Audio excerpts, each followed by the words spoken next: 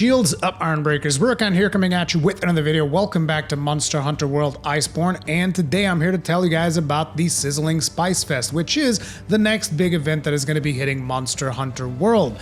And much to my surprise, this event is hitting tomorrow. And I say much to my surprise because, like, we all knew the dates, but at the time that these dates were revealed, I just assumed that it was going to be releasing either on a Thursday or on a Wednesday, because usually that's kind of like when these events and, you know, the new content patches have been added. But leave it to Capcom to surprise us once again. This thing is happening tomorrow.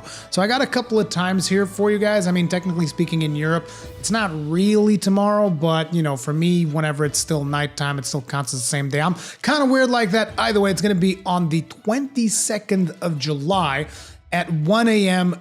If you are in British Standard Time, which is the time that I am in. So that's pretty much tomorrow night for me, and I'm gonna be live streaming that here on the channel. We're gonna be checking out all of the new events and all of that jazz. If, however, you are in the United States, because I know that a lot of you guys that watch my stuff are in the States, if you are in the West Coast, like the timing for Los Angeles, that is going to be around 5 p.m. on the 21st of July, so 5 p.m. tomorrow. If you are in the East Coast, so like New York, then it's going to be at 8 p.m. Also tomorrow, so 21st July, 8 p.m. You'll have to, you know, look through the actual schedule to figure out the specific of your specific time zone, but this should give you a general ballpark for what to shoot for. Now let's talk about the new events that have been listed on the event calendar on the official website. And the first event is Fetching Light Pearls. Now, Fetching Light Pearls is basically going to give you the faux Kelby layered armor. Most likely, this is going to involve like getting horns from the Kelby or something along those lines. The next event is Camo Flawed, and basically this is going to give you the rugged faux Aptonoth layer armor. I don't know who would ever want to look like an Aptonoth. I don't know who would ever want to look like a Kelby, but there you go. Most likely, this particular one looks like it's going to involve you fighting a Rathian. Maybe it might even be an egg quest. I don't actually know. I'm sure that someone's data mined all this stuff, because I believe that all of the event stuff is probably already in the game on the PC side of things. But as you guys know, I don't really report on leaks because I want to be experiencing the content as developers release it, so it is what it is. Next up, we have Seeing is Believing. This is going to be an event that is going to allow you to craft the, you know, the beer mug dual blades, which they look pretty cool. It's not really a weapon that I tend to use a whole lot, but you know, it's beer mugs and it's dual blades, and I know that a lot of people probably use dual blades. So you'll get your dual blades to look like beer mugs. There's nothing bad about that.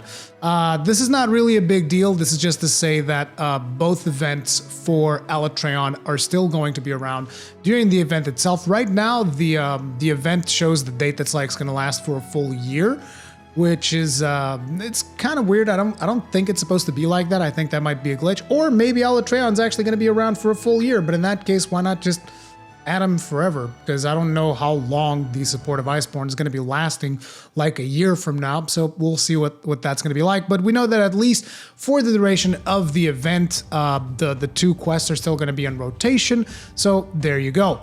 Then we have Don't Forget the Earplugs, and this is the quest to do if you want to get the hairband layered armor, which basically you can get yourself some bunny ears. Looks like it's going to be involving killing Nyan Garuga at the arena. Then we have Monkey Business, which gives you the Gold Spring Macaque layered armor, which is when you get the Gold Spring Macaque on your head, which looks completely silly, and it looks like it's going to be involving a little bit of Rajang action. Oh boy, I can't wait for that. And then we have The Naked Truth, and this looks like it's going to be involving Shara Ishvalda. And this is going to allow you to basically craft layered armor that makes it look like you don't have any armor. So you remember those clothes that you created for your character in the very early days of Monster Hunter World? Yeah, those clothes are going to be what your character is going to look like if you equip this particular set of layered armor. Now, I know that probably there's going to be a lot of people that want to get that, so you know, this is going to be one of the events that you will want to work on.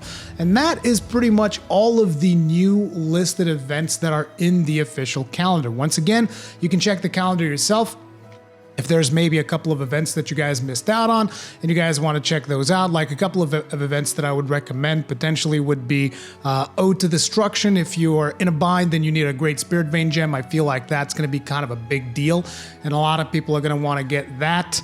But you know, pretty much I think most of the master rank events are going to be available, if not even all of them. Naturally, Kolth Taroth is still in rotation with Safi Jiva. I believe that at this point, Kolth Taroth is the one active, and it will be active until like the 31st of July or something like that. And then at that point, Safi Jiva is going to take over. So, you know, they're giving you a lot of chances to get some of this elemental gear, either from Kolth Taroth in the form of Kiar weapons, or from Safi Jiva in the form of its armor, to get a lot of that elemental stuff to go ahead and deal with Treon, because, you know, there's still a lot of people that are, you know, trying to get that encounter under their belts. I realize this, and, you know, as soon as we're done with Ghost of Tsushima, I'll try to run a couple of more Treon runs for the people that do need it, because I know that a lot of people still need it, and I don't want to leave you guys hanging.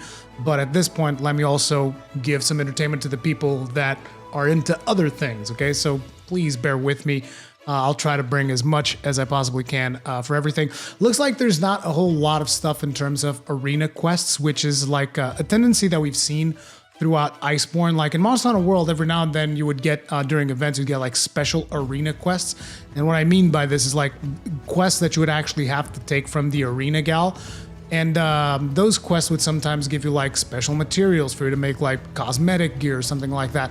It looks like for Iceborne, that's not happening. I don't think it's happened at all up until this point. The few quests that we do tend to do in the arena just show up on the regular event quests. So, you know, I guess they're kind of done doing that stuff. They didn't really care for it all that much, or maybe that's just, in a way, it seems like it's the most appropriate way of doing things. The other way just seemed kind of weird. But not really a big deal. Now, as a final reminder, do remember that there's still the special event armor that you will want to get, both for yourself and your Palico if you're a collectioner like me. Besides all the events that we just talked about, there's also the actual event armor, and the way that the event armor usually works. If you guys don't usually listen to the stuff that I say on the older videos, the way that that's going to work is you're going to do your daily bounties. So you go to the bounty chick, get your daily bounties. Once you get your daily bounties, you complete your daily bounties. That is going to award you about 5 tickets for the event. And then you craft the event armor. And then once you craft the event armor, that's going to have like set bonuses that will allow you to get VIP versions of the event tickets, which you can then use to purchase the layered version of the event armor, if that is something that you want to get for yourself. You don't necessarily need to craft the event armor in order to get the tickets, because you can get VIP tickets by just doing quests during the event itself. But, you know, it is, you get a higher chance of getting those VIP tickets. And finally, remember that during events, Steamworks is particularly important. I have a video that I did that talks about all of this stuff. I will try to put that video like in a comment below or in the description, because I always tend to forget for whatever reason.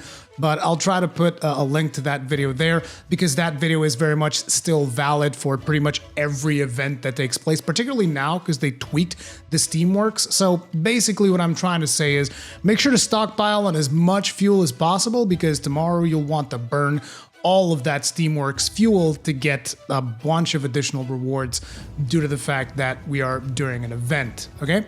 So keep that in mind.